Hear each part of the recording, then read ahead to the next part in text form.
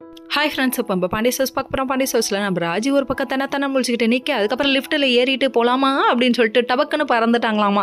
இதுக்கப்புறம் சரி இறங்கி அவங்க ரூமுக்கு போகிறாங்க. ரூமுக்கு போயிட்டு ஃப்ரெஷ்அப் ஆகிட்டு அதுக்கப்புறம் கூப்பிட்டாங்கன்னு சொல்லிட்டு அங்கே போனால் பல விதிமுறைகளை சொல்கிறாங்க. சைன் வேறு வாங்குறாங்க. எதுக்குப்பான்னு சொல்லி கேட்டால், நீங்கள் பாதியில் எஸ்கேப் ஆகிட்டா நாங்கள் என்ன பண்ணுறது அப்படின்றாங்க. டே உள்குத்து இருக்கோ இருக்கலாம், டே அம்மா ஆபத்து அதிகமாக இருக்குமா, அமௌண்ட் அதிகமாக இருந்தால் ஆபத்தும் அதிகமாக இருக்கும்னு தெரியாமல் போய் அகலக்கால் விடுறியம்மா அப்படிங்கிற மாதிரி ஆயிடுச்சு இவங்களோட ரியாக்ஷன்.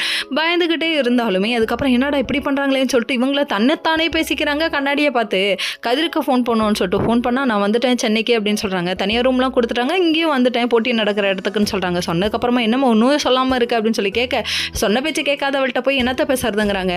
எப்படி அப்படி அவன் கோவப்படுறாராமா. அதுக்கப்புறம் பார்த்தா கட் பண்ணிட்டாங்க. சரி வச்சிரு.